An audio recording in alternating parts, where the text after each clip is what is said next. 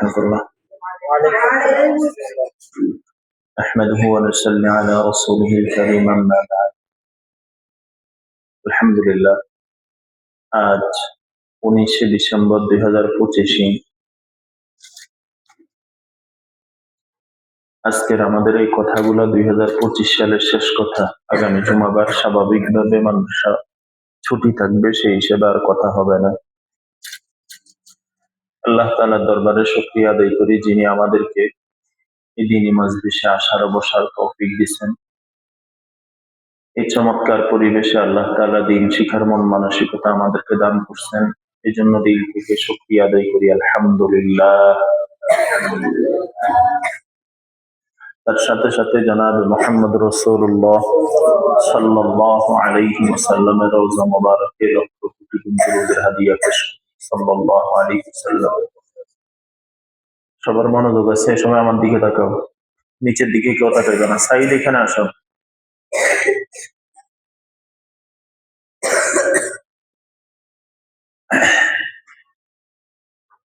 কোরআনে কারীমের একটা আয়াত আছে, অংশ, ফাইদা জা আজালুহুম লা ইস্তাকদিমুনা সাআতান ওয়া লা ইস্তাখিরুন। নির্দিষ্ট সময় যখন আসে তখন এক সেকেন্ড আগেও হয় না, এক সেকেন্ড পরেও হয় না। নির্দিষ্ট সময়ে মানুষকে আল্লাহর দরবারে হাজিরা দিতে হয়। বাংলাদেশে গত সপ্তাহ থেকে এই সপ্তাহ মোট 7 দিন একটা মানুষের গুলিবিদ্ধ থেকে নিয়ে কালকে শহীদ হওয়া পর্যন্ত পুরো বাংলাদেশে আমার বয়স যতটুকু হয়েছে, বুঝ যতটুকু হয়েছে, কোন একটা মানুষের আহত হওয়ার পরে এবং শহীদ হয়ে যাওয়ার পরে পুরো বাংলাদেশের আপম জনতা এভাবে মানুষটার জন্য দোয়া করে, মানুষটার জন্য কান্না করে, মানুষটার জন্য মন জ্বলে উঠে আমি আর দেখিনি। এই গত শুক্রবার থেকে এই শুক্রবার পর্যন্ত মিনিমাম আমি 20-30 বার কান্না করছি। কালকে রাত্রে অনেকক্ষণ কান্না করছি, আজকেও কান্না করছি। আজকে তো নাজমুল সাহেবদেরকে বলছে তোমার খতমও পড়ছো। নাজমুল সাহেব জুমাতে দোয়া চাইছে। আসলে কি জানো, হাদিসে আছে আল্লাহ রাসূল সাল্লাল্লাহু আলাইহি ওয়াসাল্লাম বলেছেন, আল্লাহ তাআলা যদি কাউকে ভালোবাসেন প্রথমে জিবরাইল আলাইহিস সালামকে বলেন যে আসমানওয়ালাদেরকে বলে দিতে যে আল্লাহ তাআলা তাকে ভালোবাসেন। এরপরে আস্তে আস্তে আস্তে জমিনওয়ালাদের কলিজার ভিতরে আল্লাহ তাআলা মানুষটার ভালোবাসা তৈরি করে দেন। শরীফ ওসমান হাদি 1991 সালে জন্ম, বয়স তাইলে এখন 34-35 হবে। একটা ইয়াং তরুণ যুবক মানুষ 5 আগস্টের পরে ইনকিলাব মঞ্চ একটা মঞ্চ তৈরি করছে, ইনসাফ মঞ্চ। ভারতের আধিপত্য বিরোধী, বাংলাদেশের অধিকার নিয়ে কথা বলে, দুর্নীতি জুলুমের বিরুদ্ধে কথা বলে। তো গত সপ্তাহ জুমার নামাজের পরে সে গুলিবিদ্ধ হয়েছে। তাকে নিতে নিতে সিঙ্গাপুরে নেওয়া হয়েছে, কিন্তু আমি চাই একটা, তুমি চাও একটা, আমার চাওয়া তোমার চাওয়া কাজ হবে না। আল্লাহ যেটা চান সেটাই হবে। আসলে হাদিসে আছে আল্লাহ রাসূল সাল্লাল্লাহু আলাইহি ওয়াসাল্লাম বলেছেন, কোন মানুষ যদি শহীদ হওয়ার তামান্না রাখে, আকাঙ্ক্ষা রাখে, শহীদি মৃত্যুর আকাঙ্ক্ষা রাখে, সে যদি বিছানায়ও মারা যায় আল্লাহ তাআলা তাকে শহীদি মৃত্যু দান করবে, সুবহানাল্লাহ। আর যদি কোনো মানুষ শহীদ হওয়ার আকাঙ্ক্ষা না রাখে, যদি সে যুদ্ধের ময়দানেও মারা যায় তবুও সে শহীদি মৃত্যু পাবে না। সূরা মুলুকে আল্লাহ তাআলা মৃত্যুর কথা আগে বলছেন, জন্মের কথা পরে বলছেন। তার মানে হলো মানুষ জন্মেলে মৃত্যুবরণ করতেই হবে। এই ছেলেটা দুনিয়া থেকে চলে গেল, এমন কোন মানুষ নাই, দল মত নির্বিশেষে সবাই তার জন্য দোয়া করতেছে, কান্না করতেছে। তার 10 মাসের একটা বাচ্চা আছে, আলেমের সন্তান, নিজেও দিন বুঝতো এবং তার তেলাওয়াত অনেক সুন্দর ছিল, উচ্চারণ অনেক সুন্দর ছিল, শুদ্ধ করে উচ্চারণ করতে পারত। আজকে বাংলাদেশে তার লাশ আসতেছে, কালকে জানাজা হবে, বাংলাদেশের বৃহত্তম এক জানাজা হবে কালকে। কিন্তু সে তো চলে গেল। ওই যে আমরা ছোট্ট থাকতে একটা কবিতার মতো শুনতাম না, যখন তুমি এসেছিলে ভবে, কেঁদেছিলে একা, হেসেছিল সবে, এমন জীবন তুমি করিও গঠন, মরণে হাসিবে তুমি, কাঁদিবে ভুবন। আসলে সে এমন একটা জীবন গঠন করছে, যেই জীবনে সে হাসতে হাসতে জান্নাতে চলে যাচ্ছে।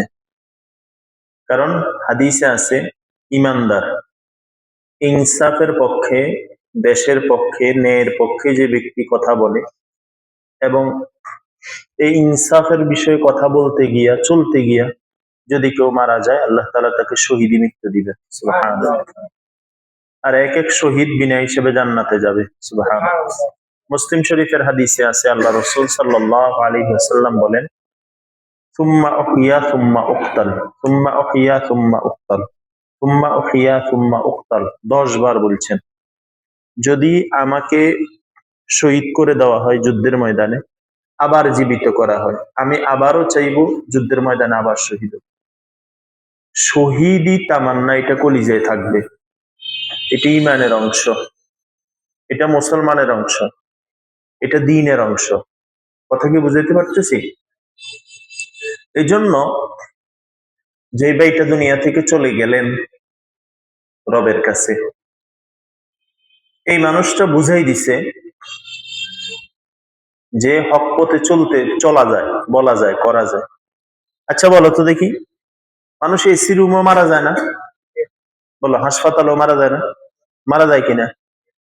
যে মৃত্যুর সাথে ইমানের সম্পর্ক আছে, আমলের সম্পর্ক আছে, শহীদ হওয়ার তামান্না আছে, ওই মৃত্যুর চেয়ে আর কার মৃত্যু দামি বলো?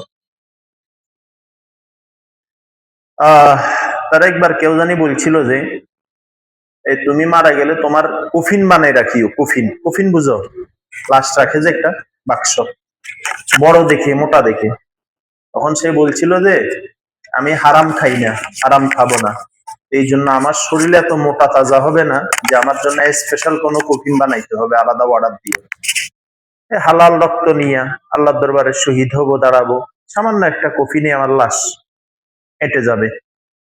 আজকে সিঙ্গাপুর থেকে তার লাশ আসতেছে। শোনো, এই উসমান হাদিম শহীদ হয়েছে তা না, আমাদেরকে তো মরতে হবে, তাই না? বলো। এই জন্য আমাদের সবার কলিজায় এটা লালন করো, মরবো তো মরবো, শহীদি মৃত্যু আল্লাহ দান করেন। বলো আমিন। আমাদের রাসূলুল্লাহ সাল্লাল্লাহু আলাইহি ওয়াসাল্লাম শহীদ কিভাবে? তোমরা ঘটনা শুনে থাকবা। রাসূলুল্লাহ সাল্লাল্লাহু আলাইহি ওয়াসাল্লামকে এক ইহুদি দাওয়াত করছিল মহিলা, গোশতের ভিতরে বিষ মিশিয়ে দিছিল, বিষ। রাসূলুল্লাহ সাল্লাল্লাহু আলাইহি ওয়াসাল্লাম কিছু একটু খেয়ে ফেলছিলেন। ওই খাওয়ার বৈঠকে একজন সাহাবী সাথে সাথে শহীদ হয়ে গেছে। গোশত বলতেছিল, ইন্নী মাসমুম, ইয়া রাসূলুল্লাহ, আমি বিষাক্ত, আমাকে খাইয়েন না। তবুও যে রাসূল একটু খাই ফেলছিলেন।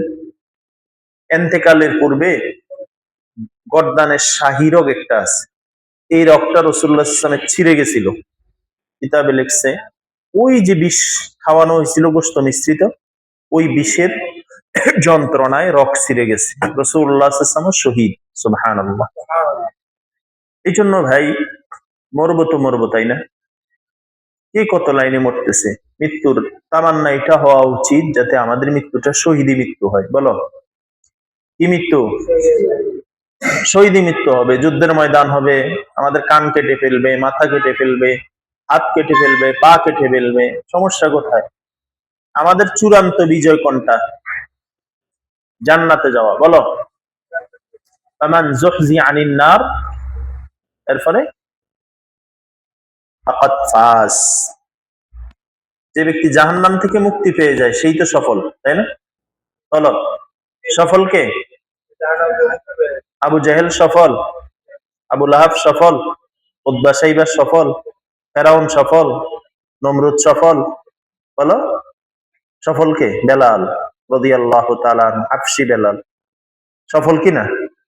বলো, সফল কিনা? সমস্ত সাহাবায়ে কেরাম সফল। অর্থাৎ দ্বীন আর ঈমান মতে যে চলে সে সফল। এজন্য সবার আগে আমার ঈমান। বলো, সবার আগে আমার কি? ওর এ অল্প 1 বছরে সে যে পরিমাণ কথা মিডিয়ার সামনে বলছে, প্রতিটা কথা আগে মাইফছে, তারপরে বলছে। আল্লাহ তাআলা তার কথাকে ইন্না মিনাল বায়ানি লাসিহরান, হাদিসে আছে অনেক কথা জাদুর মতো কাজ করে। তার প্রতিটা কথা মানুষের কলিজায় লাগছে, এখনো লাগতেছে, এখনো লাগবে। হাদি তো চলে গেছে, কি হয়েছে? হাদি তো চলে গেছে মানে কি? জান্নাতে চলে গেছে, বুঝলেন এই কথা?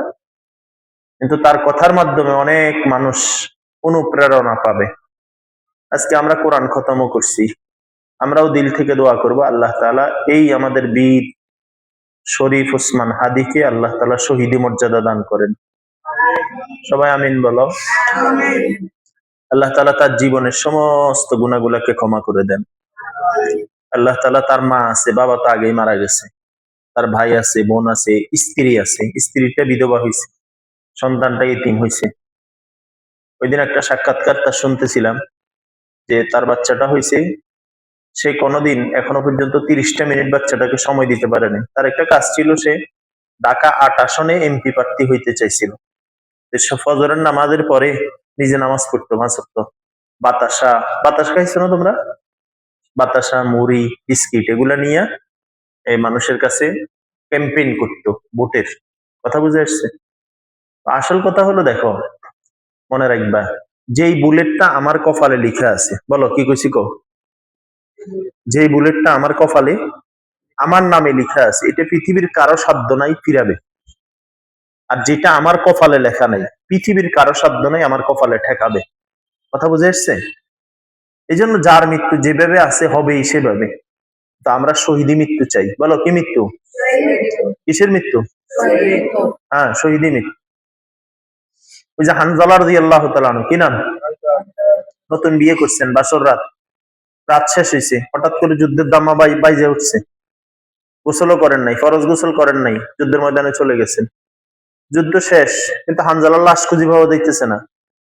হানজালা রাদিয়াল্লাহু তাআলা আনহুর লাশ কি পাওয়া যাইতেছে না? আমার কথা বুঝতেছো? সবাই পেরেশান। পরে দেখে যে কিছুক্ষণ পরে হানজালার লাশ আসছে, চুল থেকে টপ টপ করে পানি পড়তেছে। হানজালা রাদিয়াল্লাহু তাআলা আনহুর বৈশিষ্ট্য ছিল ওয়াসিলাতুল মালাইকা, অর্থাৎ ওনাকে ফেরেশতারা কি দিছে? রাসূলুল্লাহ সাল্লাল্লাহু আলাইহি ওয়াসাল্লাম গেলেন, ওনাকে জানানো হলো হানজালার উপরে গোসল ফরজ ছিল, আর এই ফরজ গোসলটা আল্লাহ তাআলা শহীদ হওয়ার সম্মানার্থে দুনিয়াতে না দিয়া আসমানে নিয়ে ফেরেশতার মাধ্যমে দেওয়া হয়েছে। সুবহানাল্লাহ। শহীদি মৃত্যু কেমন জানো? শহীদি মৃত্যু হইলো একটা বাচ্চা মায়ের বুকে দুধ দুধ পান করতে করতে ঘুমাই যায় না, বাচ্চাটার কষ্ট হয়? বলো না। কোন মানুষকে একটা পিঁপড়ায় কামড় দেয়, বেশি কষ্ট হয়? একটা মশায় কামড় দেয়, বেশি কষ্ট হয়? মোটা সোটা শরীর হইলে তো মশায় কামড় দিলে টেরও পায় না বেচারা, পরে মশা এত বড় হয়ে যায় রক্ত খাইতে খাইতে, ঠিক না? এরকম হয় না অনেক সময়? তো এক একটা শহীদের মৃত্যু কি? এই ছোট বাচ্চা মায়ের বুকে দুধ পান করতে করতে যেমন ঘুমায়া যায়, এক একটা শহীদ এইভাবে দুনিয়া থেকে গিয়ে আল্লাহর কোলে চলে যায়। সুবহানাল্লাহ। এই জন্য শহীদি মৃত্যু চাওয়া। বলো, ওমর রাদিয়াল্লাহু তাআলা আনহু দোয়া করতেন, আল্লাহুম্মা রযুকনা শাহাদাতান ফি সাবিলিক, আল্লাহুম্মা রযুকনা শাহাদাতান, আল্লাহ আপনার রাস্তায় শহীদি মৃত্যু দেন। সুবহানাল্লাহ। কি মৃত্যু বলো? এই জন্য শহীদি মৃত্যু চাওয়া। বলো, মনে থাকবে ইনশাআল্লাহ? বিশ্বাস করো, আমার খুব মন জ্বলতেছে এই বাইকের জন্য। কোনোদিন দেখি নাই, কোনোদিন দেখিনি, খুব ইচ্ছা ছিল তার সাথে আমার দেখা হবে কোনোদিন। চুলগুলা উস্কো খুস্কো থাকতো, এক দাড়ি ছিল কাটা কাটা, কালচারাল সেন্টার করছিল।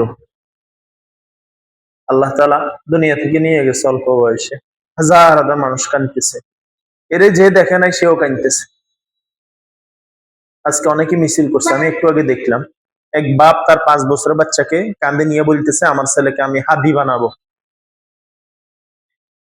এমন জীবন তুমি করিও গঠন, মরণে হাসিবে তুমি কাঁদিবে ভুবন। মনে রাখবা, যারা বিপ্লব করে, যারা জালেমদেরকে হটায়, ওই জালেমদের বিচার যদি না হয়, তাহলে যারা এই জালেমদেরকে হটায় এদের গলা একসময় ফাঁসি লেগে যায়। একসময় কি লেগে যায়? বুঝে আসছে কথা? এই যে আজকে হাদি দুনিয়া থেকে চলে গেল, কালকে হয়তো আরেকজন চলে যাবে। হাসনাত আব্দুল্লাহ আছে, সাজ্জিস আছে, আরো অনেকে আছে, যারা তৎকালীন স্বৈর শাসককে কি করছে? আন্দোলনের মাধ্যমে সরাইছে। আমরা দোয়া করি আল্লাহ তাআলা আমাদের দেশকে হেফাজত করেন। আল্লাহ তাআলা বিনদেশী ভারতের আধিপত্য, ভারতের এই জুলুম থেকে আল্লাহ তাআলা আমাদের দেশকে বাঁচায় দেন। মনে থাকবে দোয়া করা। দেখো ভাইবা, মরে তো যাব আমরা। আমার দাদা মরে গেছে না? এখানে দাদা আছে কয়জনের? দেখি হাত উঠেছে। আচ্ছা, দাদার বাপ আছে কয়জনের?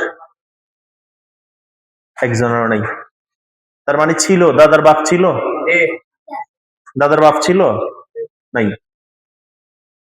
তো ওনার বাপ ছিল না? একসময় সবাই যাবে। আসার সিরিয়াল আছে, যাওয়ার কোন সিরিয়াল? বলো, আসার সিরিয়াল আছে, যাওয়ার কোন সিরিয়াল? তো যাচ্ছি তো কবরে, কি নিয়ে যাচ্ছি? কাফন তো বেনামাজি কোদে, বুঝো নাই?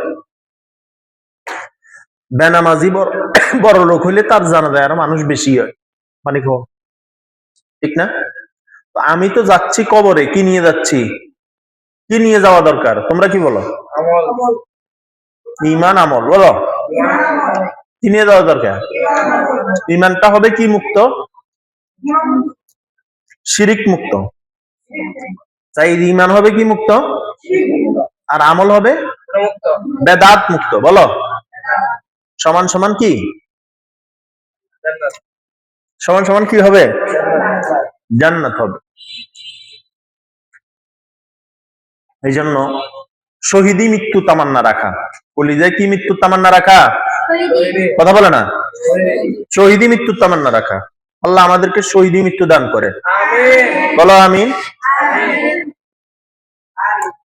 ইসলামের পক্ষে লিখতে, বলতে, চলতে লাউবালি, কোনো পরোয়া নাই। বলো, কোনো মরবো তো, কি হয়েছে? বুঝো নাই? এসি রুমে মরাচ্ছে, যুদ্ধের ময়দানে মরা ভালো না? বলো, দুকে দুকে মরাচ্ছে, শহীদ মৃত্যু ভালো না?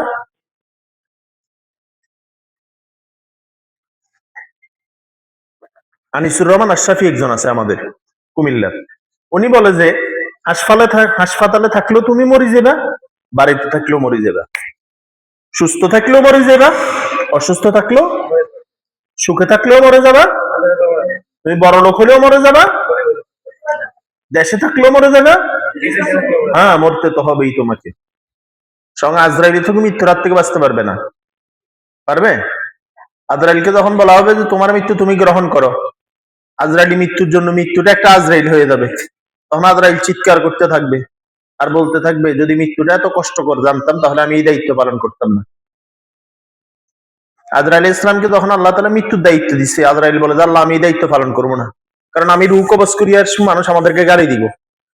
কথা কও না কেন? জান কবজ করিয়ে আসলে কি দিব? আল্লাহ বলে দেন আমি সিস্টেম করে দিব, তোমার গালি দায়িত্ব না। এখন দেখা যাচ্ছে একটা মানুষ গাড়ি অ্যাক্সিডেন্টে মারা গেছে, তখন কি আজরাইলের গাড়ি দিয়ে না, গালি দে না গাড়িওয়ালার গালি দে? জান কি গাড়িওয়ালা কবজ করলো না আজরাইলে করলো? কেউ সাপে কাটলো, গালি কি আজরাইলের দের না সাপের দের? কারেন্টে ধরে মারা গেল, পল্লী বিদ্যুৎ ওয়ালারে দিতেছে। বুঝে নাই কথাটা? হ্যাঁ, মরতে তো হবেই। বলো, বাচ্চার উপায়? আচ্ছা, মানুষ কি বাঁচতে বাঁচতে মরে না মরতে মরতে বাঁচে? এই ব্যাপারে কার কি মত? কয় না আল্লাহ বাঁচাইছে, আজকে মরি গেছিলাম, তার মানে সে আর কোনোদিন মরবে না। বলো না, আর কোনোদিন সে মরবে না। বলো, কেউ মরা মানুষ, মরা বাড়িতে কেউ আমি যদি মরে যাই তোমরা কান্না করবে আমি জানি, কিন্তু আমার জন্য কেউ কাঁদতো না। সবাই চিন্তা করবো, আরে সাইডটা এখনো ছোট, বাপটা চলে গেল, আরো দুইটা বাচ্চা আছে, একটা ঘর করা হয় নাই, আহা কেমনে চলবো, কেমনে বাজার খরচ করব, কেমনে কারেন্টের বিল দিব, কেমনে বাসা ভাড়া দিব। আমাল্লাই চিন্তা করতেছে না, জিন্দা যারা আছে এর জন্য চিন্তা হইতেছে। আচ্ছা, তোমার আব্বা মরে গেলে একই চিন্তা, কেউ কারোর জন্য কান্না করে না। এজন্য আমি বলি কি জানো, বাপ বড় নেয়ামত, বাপ বট গাছ, বাপ ছায়া, এটা থাকতে থাকতে যতটুকু পারা যায় উপকৃত হয়ে নেওয়া। বুঝছেন এই কথাটা? হ্যাঁ, এটা আলাদা নেয়ামত, এটার গুরুত্ব দেওয়া। গুরুত্ব বাপ কি জন্য দরকার? শুধু 10 টাকার লাই, চা খাওয়ার লাই, আমার পাঞ্জাবি ছেলে দিব এই জন্য? বলো, আমার তেল, আমার খাবার ব্যবস্থা করে এই জন্য না। বাপ হবে আমার জন্য ভালোবাসার কারণ, বাপ হবে আমার জন্য দিনের কারণ, বাপ হবে আমার জন্য একটা ছায়া। কথা বুঝাইতে পারছি? এই জন্য খেয়াল রাখা, মনে থাকবেন ইনশাআল্লাহ। তাহলে আমরা সবাই কি মৃত্যু চাই? আমরা সবাই বীর খালেদ হতে চাই, কি আমরা সবাই ওমর হতে চাই, ওসমান হতে চাই। আল্লাহ তাআলা আমাদের জীবনীকে সাহাবীদের জীবনী মতো কবুল করেন। আমিন। আল্লাহ তাআলা যারা ইনসাফের পক্ষে, ন্যায়ের পক্ষে থাকে, এদের জীবনের মতো জীবন কবুল করেন। আমিন। একটা মাসালা শোনো, কোন মহিলা নিজেকে যদি ধর্ষণের হাত থেকে যদি বাঁচাইতে গিয়া নিজে নিজে আত্মহত্যা করে, এই মহিলা শহীদ হবে। বুঝা নাই কথা না? তদ্রুপ ভাবে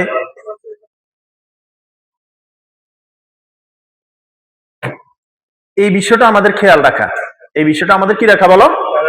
খেয়াল রাখা। এই জন্য আমরা সবাই শহীদ মৃত্যু চাই ইনশাল্লাহ। বলো বলো ইনশাল্লাহ। এরে বাপরা বেটারা, কয়দিন পরে, 2 দিন পরে মানুষের ছুটি হবে। আল্লাহর ওয়াস্তে আমাদের হেফাজত করিও না। তুমি যদি বেনামাজি অবস্থায় মরে যাও, তোমার কি হবে বলো তো? বলো না, কি হবে তোমার? বলো, তোমার যদি বেনামাজি অবস্থায় কবরে রাখি দিয়ে অবস্থা কি হবে বলো? বলো, গুনাহ করবে না ইনশাআল্লাহ? বলো, নিজের নামাজের হেফাজত নিজে করবে। আমরা কোনো সময় তোমাদেরকে ছুটি দিতে বলি যে বাটটা ঠিক মতো খাই, এটা বলছি কখনো? এটা তো খাও ভাই, পড়াটা কেন পড়বে না? ইবাদতটা ঠিক মতো করতে হবে ইনশাআল্লাহ। ঠিক আছে না ইনশাআল্লাহ? আল্লাহ তাআলা আমাকে আমাদের সবাইকে সঠিক কথা বুঝে আমল করার তৌফিক দান করে। আসসালামু আলাইকুম ওয়া রাহমাতুল্লাহ। সবাই তো